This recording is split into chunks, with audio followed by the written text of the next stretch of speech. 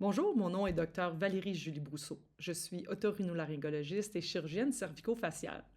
Je vous ai préparé une petite série de présentations pour pouvoir vous aider. J'ai une série pédiatrique et une série adulte. Alors aujourd'hui, c'est la première présentation sur la série pédiatrique ORL et on va parler du nez, de la congestion et de l'écoulement nasal.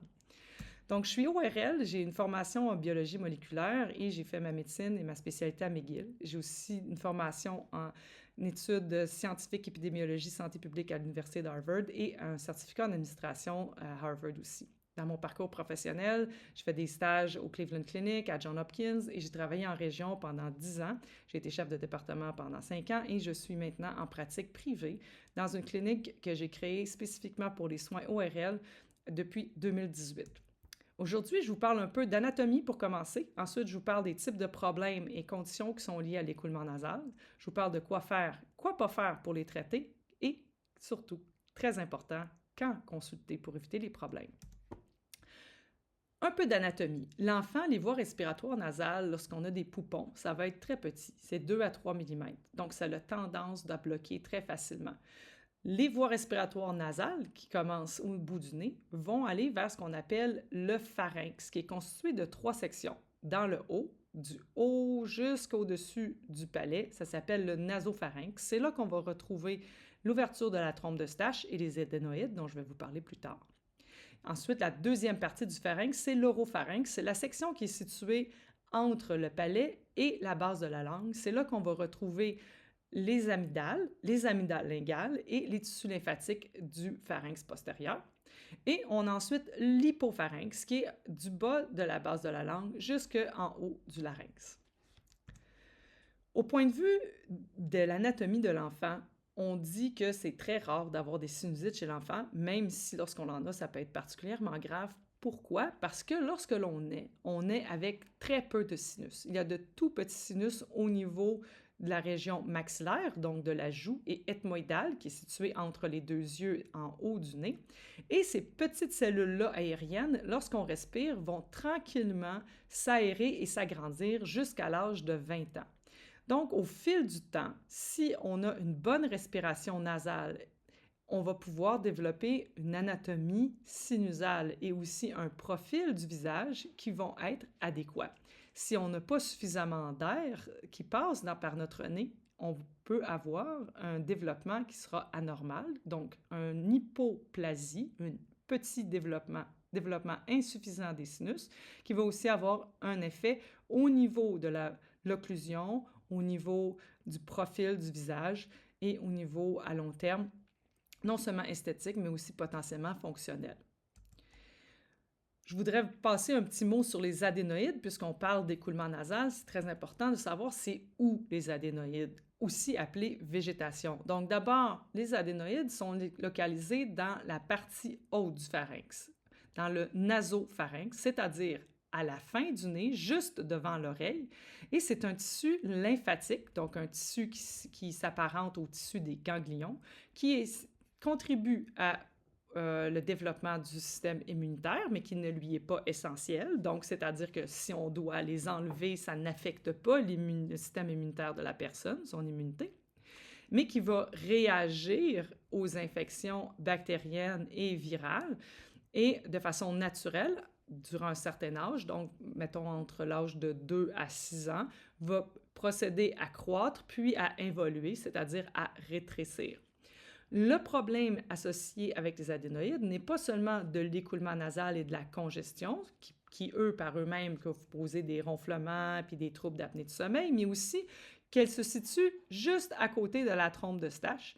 Et lorsqu'on a de l'hypertrophie adénoïdienne, on peut développer une obstruction de la trompe de Stache qui, elle, va contribuer à avoir du liquide derrière le tympan et à avoir des otites à répétition. Donc, si on regarde ici par endoscopie, c'est-à-dire ici, on fait une nasolaryngoscopie, ce que les ORL font, parce qu'on passe par le nez puis on va jusqu'à la gorge, on peut voir l'arrière du nasopharynx. Ici, à droite, on voit la cloison nasale et à gauche, on voit une espèce de petit tube qui monte vers le haut en angle. C'est l'ouverture de la trompe de Stache. La région qui est carrément à l'arrière, c'est le mur arrière du nez, qui s'appelle le mur pharyngé. C'est là que l'adénoïde va commencer à croître et peut s'hypertrophier, c'est-à-dire grossir de manière anormale, même suffisante pour causer de l'inflammation et pousser le mur de la trompe d'Eustache vers l'avant pour obstruer l'ouverture de la trompe d'Eustache. D'où le lien intime entre les otites et les problèmes adénoïdiens, les problèmes d'écoulement nasal. En gros, les raisons pour lesquelles votre nez coule ou le nez de l'enfant coule. D'abord, il y a l'écoulement qui est normal. Votre nez a 3 grandes fonctions: lubrifier, humidifier, réchauffer, filtrer l'air. Et lorsque votre nez ne peut pas faire ça, il y a 2 moyens de se défendre: bloquer ou couler. Donc, on peut avoir de l'écoulement nasal simplement parce qu'on a un changement de température, des particules dans l'air qui sont irritantes, parce qu'on a de la sécheresse ou un accroissement d'humidité, ou simplement parce qu'on a des changements hormonaux, des changements de position. Donc, si je suis couchée, il va y avoir une redistribution du volume de sang dans mon corps, donc je vais avoir plus de chances d'être obstruée au niveau du nez. Et il y a plein d'autres conditions qui peuvent être tout à fait normales au point de vue de la congestion nasale. Par contre, il y a des choses qui peuvent être anormales, comme par exemple la présence de virus ou de bactéries qui augmentent la production. Les allergies environnementales qui peuvent se manifester juste par de l'écoulement. Vous n'avez pas besoin d'avoir tous les autres symptômes de yeux qui piquent, qui pleurent puis d'éternuement. Ça peut être à cause qu'on a une hypertrophie des adénoïdes qui, elles, deviennent colonisées par des bactéries qui, à nombre suffisant, vont causer de l'inflammation et de l'écoulement. Ils vont aussi empêcher un bon nettoyage des voies respiratoires, qui va faire qu'on va avoir toujours un petit peu d'accumulation. L'écoulement peut être dû à un corps étranger chez l'enfant. Il ne faut jamais oublier ce potentiel-là parce que malheureusement, il y a des enfants qui peuvent nous jouer des petits tours, introduire, j'ai vu des blocs Lego, des petits morceaux de jouets, des effaces dans le nez. Et ça peut causer des infections.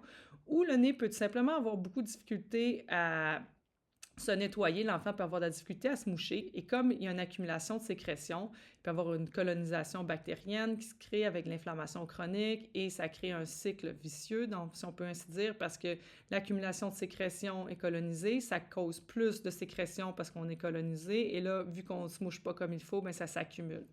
Donc, ou par exemple, quand on renifle tout le temps, souvent ça contribue à faire que l'écoulement devient de plus en plus chronique. Donc, quoi faire? On va avoir 3 grandes actions à considérer. On a l'aspect liquéfaction lubrifiée. Alors, on a les agents liquides, les agents à base d'huile. On a évacué, on va vouloir se moucher ou aspirer. Et on a l'aspect de réduire la production, donc un traitement médicamenteux. Je vais parler de ces 3 grands axes-là sur lesquels on peut agir. Dans la section liquéfier et lubrifier, donc les agents liquides, on va favoriser des agents qui sont doux, des agents qui sont faibles en sel, des agents dont le vaporisateur n'est pas fort parce qu'on va vouloir éviter que le jet d'eau soit irritant, que le jet d'eau puisse aussi pousser les sécrétions ou pousser l'eau elle-même à l'intérieur de la trompe d'Eustache et causer soit de la douleur, soit par exemple une accumulation d'eau derrière le tympan via la trompe d'Eustache. Donc, on va favoriser personnellement quelque chose comme un hydrasens doux ou un Salinex. Et on va vouloir utiliser ça. Je recommande aux parents, par exemple, avant le dodo, de bien moucher l'enfant et le matin en particulier. Évidemment, n'importe quand que le nez veut couler, c'est notre meilleur ami pour s'assurer que le mouchage ou que l'aspiration, la succion va être plus efficace. On veut éviter les onguents. Pourquoi? Parce que les onguents ont tendance à obstruer les voies respiratoires et c'est très désagréable, mais ils peuvent aussi être éventuellement colonisés s'il y a des restants ou on en met trop dans le nez. En plus, les onguents, on a tendance à vouloir les appliquer avec un doigt ou avec un Q-tip, ce qui est vraiment pas recommandé. Et on veut éviter aussi les solutions qui seraient trop salées, comme les solutions hypertoniques, parce que, surtout chez l'enfant, ils vont être très irritantes et inconfortables. Je ne recommande pas l'usage de jets ou de seringues dans le nez parce que, justement, comme j'expliquais un peu plus tôt, on veut éviter de pousser les sécrétions vers le nasopharynx. On veut simplement liquéfier un peu les sécrétions, les rendre un peu plus faciles à sortir. On ne veut pas les envoyer vers une région qui pourrait être sensible ou une région qui pourrait causer des complications.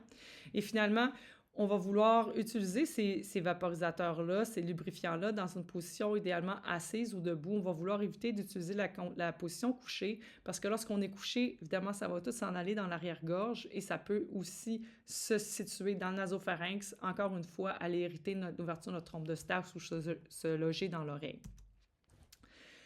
Deuxième aspect, on a les agents lubrifiants, donc les vaporisateurs à base d'huile. Il existe un vaporisateur qui est à base d'huile de sésame. C'est un agent complètement naturel. La contre-indication, évidemment, c'est si vous avez une allergie à la sésame, on ne peut pas utiliser cette option-là.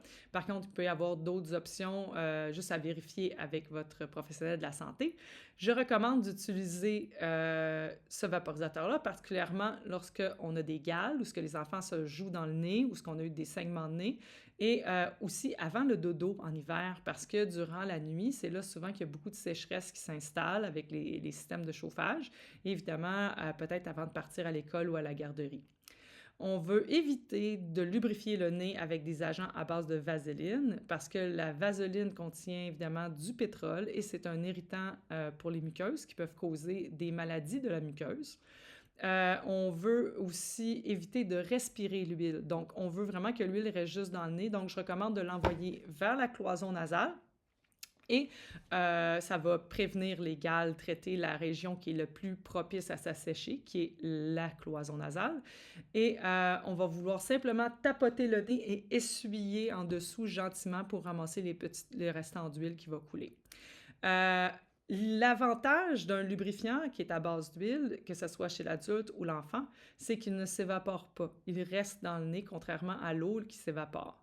Donc, ça permet d'avoir un confort nasal prolongé et ça permet aussi de faire fondre les gales et de permettre aux gales de tomber sans qu'elles abîment la muqueuse qui est en train de pousser en dessous. Donc, si on a des saignements de nez, on va vouloir l'utiliser très fréquemment, pendant environ 2 semaines, très fréquemment, je veux dire, aussi souvent que vous êtes capable d'en mettre pour que la gale reste humide en tout temps et que ça puisse promouvoir la guérison de la muqueuse nasale de manière à ce qu'elle n'ait jamais à souffrir de sécheresse pendant une période prolongée pour qu'elle puisse se régénérer la plus parfaitement possible. Quand est-ce qu'on se mouche? Évidemment, on se mouche après tous les nettoyages, c'est super important et on se mouche aussi souvent que nécessaire. Je recommande d'utiliser un petit vaporisateur nasal avant de se moucher si on a difficulté à se moucher ou si les sécrétions sont épaisses. Et on veut l'utiliser, le liquéfaction, le spray à base d'eau avant de se moucher, pas après. On veut faire attention aussi lorsque on se mouche d'utiliser comme une narine à la fois. Ça va aider à mieux dégager. Et on veut évidemment pas oublier l'hygiène des mains après s'être mouché. Beaucoup d'enfants se mouchent à répétition lorsqu'ils ont le rhume et des adultes aussi. Ils développent des irritations au niveau de la peau du nez. Pour prévenir ça, on peut utiliser une crème barrière. Lorsqu'on sait qu'on est en train d'avoir un gros rhume, une bonne grippe, on va appliquer une crème barrière comme par exemple le Cetaphil qui est une crème qui est transparente et on va l'utiliser dès le début de manière à protéger notre nez de la fibre du Kleenex qui, elle, peut être très irritante et abrasive à long terme sur le nez, surtout lorsqu'on en fait usage de manière répétitive. Chez les poupons qui sont évidemment pas en mesure de se moucher, on va vouloir utiliser quelque chose pour suctionner les voies respiratoires. Donc, on va mettre quelque chose pour liquéfier un petit peu les sécrétions. On peut même rajouter en même temps, des fois, un petit peu de lubrifiant si on veut que ça glisse mieux à l'intérieur des voies respiratoires. On va vouloir utiliser un aspirateur qui va avoir un petit fil qu'on va introduire dans le nez de l'enfant. Très important, lorsqu'on fait ça, on veut viser l'oreille de l'enfant, on ne veut jamais aller vers le haut parce qu'on veut suivre le plancher du palais. C'est là qu'on va pouvoir aspirer les sécrétions. Malheureusement, les poires ou les choses qui ne rentrent pas vraiment dans le nez ne sont pas très efficaces. Donc, vous pouvez les essayer, mais mon expérience avec elles, c'est que ça ne nettoie pas super bien. Par contre, ce qui est avec le petit aspirateur qu'on rentre dans le nez, ça peut être plus inconfortable chez certains enfants. Et puis, il faut prendre notre temps, puis évidemment, être délicat lorsqu'on va l'effectuer. C'est pour ça que l'usage de lubrifiants et aussi d'agents liquéfiants avant va beaucoup nous aider à pouvoir bien nettoyer le nez de l'enfant. Finalement, qu'est-ce qu'on peut faire pour réduire la production de sécrétions? Alors là, ce sera un traitement médical qui va être initié par votre médecin. Et on a la grande catégorie de ces médicaments-là, ce sont les corticostéroïdes nasaux. Les corticostéroïdes nasaux, ce sont des médicaments à base de cortisone, dont l'absorption sur la muqueuse nasale est très, très, très infime. Il y en a qui sont plus asséchants et plus irritants que d'autres. Et donc, moi, personnellement, je favorise celui qui est moins irritant, moins asséchant, qu'on appelle Avamis, mais il y en a plein d'autres que votre médecin peut vous donner, comme le Nasonex, les Mométasone, il y a plein d'autres options thérapeutiques aussi qui peuvent être très correctes. On va s'en servir lors de rhume ou de grippe de manière intermittente pour raccourcir les symptômes de rhume ou de grippe, les symptômes évidemment nasaux en lien avec le rhume, la grippe. On va les utiliser de manière intermittente aussi lors d'allergies environnementales. Et on va les utiliser peut-être de manière préventive pour éviter une surcroissance des adénoïdes de manière régulière dans ce cas-là. Donc, il se peut que votre médecin vous recommande de mettre des corticostéroïdes nasaux de manière quotidienne pendant un certain laps de temps pour voir si ça peut améliorer les voies respiratoires de votre enfant et peut-être réduire les chances de nécessiter une future chirurgie. Très important de savoir que les corticostéroïdes nasaux, selon la pharmacothérapie, va dire qu'on les utilise seulement à partir de 2 ans. Mais sachez qu'il y a plusieurs professionnels de la santé qui vont l'utiliser dès la naissance. J'en ai utilisé plusieurs fois en très bas âge. Donc, vérifiez avec votre professionnel de la santé et soyez pas surpris si votre pharmacien peut-être vous dit « Ah, mais c'est juste approuvé en bas de 2 ans » puis qu'ils sont un peu inconfortables. Évidemment, ça dépend de l'expérience clinique de votre clinicien et de la santé de votre enfant. Important à savoir, l'effet secondaire le plus fréquent en lien avec tous les corticostéroïdes nasaux, il y en a qui sont pires que d'autres, mieux que d'autres, évidemment aussi, c'est la sécheresse et l'irritation nasale. Très important, ne jamais envoyer le corticostéroïde nasaux avant d'avoir nettoyé le nez. Donc, quand le nez est propre, le médicament ne va pas être juste en suspension sur les sécrétions nasales. On veut que le médicament puisse se rendre directement sur la muqueuse nasale. On veut aussi que la muqueuse qui soit exposée au médicament soit la muqueuse du côté, jamais la cloison. Donc, on va vouloir envoyer le spray nasal vers le coin de l'œil ou vers l'oreille, sur le côté, jamais à l'intérieur direct ou sur la cloison nasale. Personnellement, je recommande à mes parents de l'utiliser le matin. Après avoir bien nettoyé le nez le matin, on va mettre une petite vaporisation de chaque côté. Et le soir, de bien s'assurer de mettre de l'huile dans le nez de leur enfant pour compenser l'effet asséchant de la médication. Si on voit qu'on a déjà beaucoup le nez sec puis on veut utiliser un lubrifiant, je recommande d'attendre au moins 20 minutes, 30 minutes avant de mettre le lubrifiant pour ne pas empêcher l'absorption du médicament par la muqueuse. Donc, on va vouloir commencer par le nettoyage, ensuite bien dégager les voies respiratoires en mouchant ou en suctionnant. Après ça, appliquer la médication en visant vers la partie latérale de l'œil ou l'oreille. Attendre un bon délai de 20 à 30 minutes, puis après ça, appliquer notre lubrifiant pour éviter les saignements de nez, les sécheresses qui sont causées par le médicament.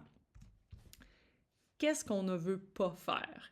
Alors, très important, pas de doigts dans le nez. On ne veut surtout pas rien mettre dans le nez. Et là, il y a une tendance où les gens veulent mettre un mouchoir dans le nez ou quelque chose lorsqu'il y a un saignement. On parlera des saignements de nez dans une autre présentation, mais non, même lors d'un saignement, on ne veut pas mettre d'objets ou de Kleenex dans le nez.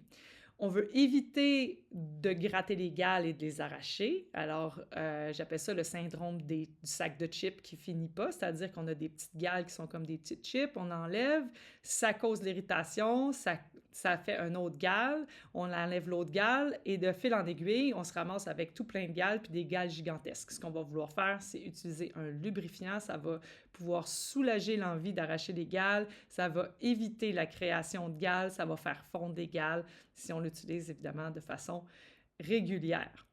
On veut toujours utiliser les vaporisateurs nasaux lorsqu'on est en position assise ou debout. On ne veut pas les utiliser en position couchée pour éviter que ça puisse loger des liquides dans le nasopharynx ou dans les oreilles. On veut éviter tous les vaporisateurs qui semblent être puissants. Et évidemment, on veut éviter de renifler parce qu'on veut faire sortir les sécrétions, on ne veut pas les accumuler ou les manger. Quand consulter? Exemple classique, mon nez pue docteur ou le nez de mon enfant sent très mauvais avec un écoulement, souvent, la cause de ça, c'est une obstruction qui est liée à un corps étranger. Donc ça, c'est très important de consulter immédiatement. Lorsque l'écoulement n'est pas clair, jaune ou vert, mais plutôt blanc-gris comme de la vieille crème, ça, c'est du pus. Lorsqu'on crée des sécrétions nasales, elles sont typiquement transparentes. Elles sont constituées de différentes substances diluées dans quelque chose qui est aqueux, donc à base d'eau. Et les protéines à l'intérieur, lorsqu'on diminue le volume d'eau, donc lorsque les sécrétions s'assèchent, vont devenir plus visqueuses et peuvent donc acquérir une couleur un peu jaunâtre. Et lorsqu'on continue la déshydratation et qu'en plus de ça, on rajoute des particules, des débris dans l'air, on peut obtenir des sécrétions vertes. Ces types de sécrétions-là ne m'inquiètent pas trop comme spécialiste parce qu'ils ne sont pas typiquement associés à de l'infection. Par contre, comme je vous disais, tout ce qui est crémeux, blanc, grisâtre, ça, c'est pas bon. Consultation tout de suite. On va vouloir consulter lorsque notre enfant a le nez qui coule tout le temps et on remarque des troubles de la parole ou de l'audition. Ça peut être l'indication que notre enfant a développé des otites séreuses ou des otites moyennes qui sont en lien avec ces problèmes d'écoulement nasal ou d'adénoïdes. On va vouloir consulter lorsque l'écoulement est constant malgré nos efforts de nettoyage, parce qu'on va vouloir vérifier s'il y a d'autres éléments qui sont en lien, comme par exemple une infection chronique ou par exemple des adénoïdes chroniques. Et on va vouloir aussi vérifier si on a des symptômes d'écoulement nasaux associés avec des éternuements, des yeux rouges qui piquent, qui pleurent, de la toux chronique ou de l'asthme, parce que ça peut être des signes de problèmes allergiques environnementaux et ça va avoir un très important impact en lien avec le traitement de l'asthme et ça peut avoir un impact quand même très significatif parce que si on ne traite pas les allergies environnementales, on n'arrivera pas à un bon traitement de l'asthme et pour y arriver, il faut prendre des approches qui vont attaquer, si on peut ainsi dire, toutes les dimensions, tous les symptômes associés aux inflammations respiratoires. Finalement, évidemment, on a la classique, si on peut ainsi dire, en ORL, des signes des adénoïdes qui sont hypertrophiés, c'est-à-dire l'enfant qui a une respiration buccale constante. Il est incapable de respirer par le nez, on lui demande de fermer la bouche, puis il n'arrive pas à tenir plus que quelques secondes. L'enfant a aussi le nez qui coule tout le temps, il peut avoir eu des otites avec du liquide ou avec des infections. Souvent, il va avoir un léger changement de voix, il va avoir développé des ronflements, peut-être même de l'apnée du sommeil. Et si ça fait longtemps que ça dure, qu'on a une obstruction, on va évidemment développer éventuellement ce qu'on appelle un faciès adénoïdien, donc un visage plus plat parce qu'on n'aura pas eu assez d'air pour ventiler nos sinus puis développer des sinus adéquats. Et avec ça, va souvent se combiner aussi des troubles au niveau de l'occlusion des dents du palais parce qu'on va avoir respiré par la bouche tout le temps. Donc, très important, savoir que si on consulte à temps pour des écoulements nasaux puis de la congestion chronique chez l'enfant, on peut éviter de développer le faciès adénoïdien et lorsqu'on intervient à temps, donc on peut prévenir des complications long terme. Classiquement, qu'est-ce que ça a de l'air, un faciès adénoïdien? Bien, l'enfant va se présenter donc avec la bouche ouverte. On va avoir un petit repli sur le nez parce que l'enfant a tendance à renifler puis à se relever le nez tout le temps. On va avoir aussi souvent des poches en dessous des yeux parce qu'il va avoir de la fatigue, puis l'enfant ne dort pas bien. Et on va avoir souvent aussi un hypodéveloppement au point de vue du profil, donc les maxillaires ne seront pas bien développés, puis on va avoir une petite mâchoire. Tout ça, c'est l'effet de la congestion nasale chronique, ce qui souligne l'importance de consulter, l'importance de traiter, de prévenir surtout les causes de congestion nasale chronique pour pouvoir éviter de développer ce genre de profil, ce qui est dans la majorité des cas, à moins qu'on ait une composante génétique, ça peut être complètement évité. Donc, j'espère que cette présentation vous a aidé, qu'elle vous a été intéressante et utile. Si vous avez des questions supplémentaires, si vous avez des sujets que vous aimeriez que je couvre en lien avec la santé ORL, que ce soit de l'enfant ou de l'adulte, s'il vous plaît, faites-le moi savoir dans les commentaires ci-bas. Ça me fera plaisir de pouvoir vous répondre.